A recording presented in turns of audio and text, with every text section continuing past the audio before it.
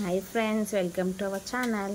Happy Vinayaka Chavithi friends. Stove on చేసుకొని ఒక bowl పెట్టుకొని అలా నెయ్యి వేసుకొని కొంచెం నెయ్యి మొత్తం గిన్నె మొత్తం అని వాటర్ యాడ్ చేసుకోవాలి ఫ్రెండ్స్. ఆ వాటర్ మసలే వరకు ఈ పిండిలోకి సపరేట్ చేసినాక పక్కన పాలు వేడి చేసుకోవాలి. పొయ్యి మీద పెట్టి మర్చిపోతే ఇలా పొంగుతాయి పాలు, చూసుకోండి, నా అలా చేయకండి. ఇప్పుడు ఇవి వేసి ఇచ్చేయాలి. అవి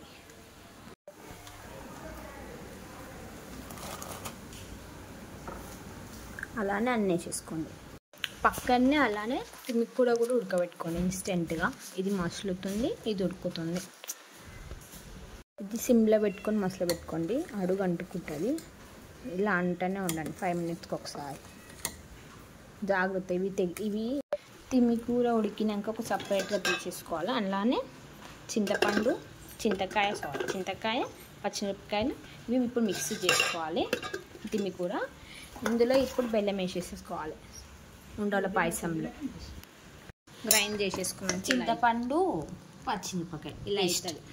ఇది కూడా నార్మల్గా కచ్చాపిచ్చగా గ్రైండ్ చేసుకుని మా అమ్మ వద్దన్న మేము చేస్తున్నాం. మేము గ్రైండ్ చేసినవి అన్నీ ఇట్లా పొయ్యి మీద పెట్టేసుకోవాలి. నెక్స్ట్ బెల్లం వేసేసేయాలి.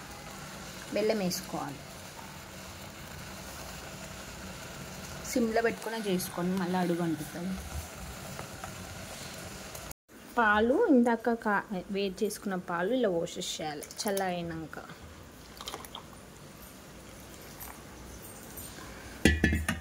ఒక 5 minutes ఉంచేసి తీసేసేయాలి. డ్రై ఫ్రూట్స్ వేసుకోవాలి, విలాచి పొడి వేసుకోవాలి.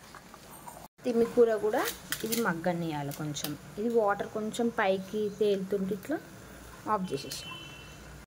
డ్రై ఫ్రూట్స్కి నెయ్యి వేయాలి.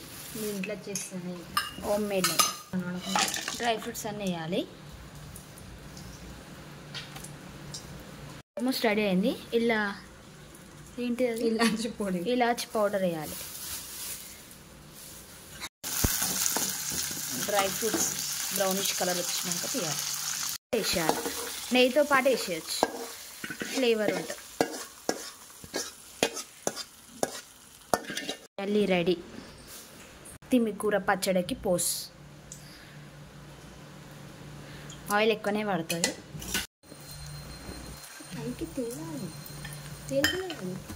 జీలకర్ర, ఒట్టి మిరపకాయలు, చిల్లిపాయ దూర, కరివేపాకు,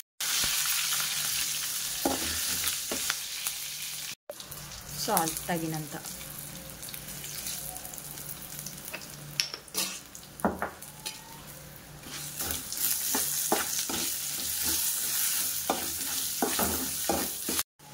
పసుపు, కూర ఆకు అంత పేస్ట్,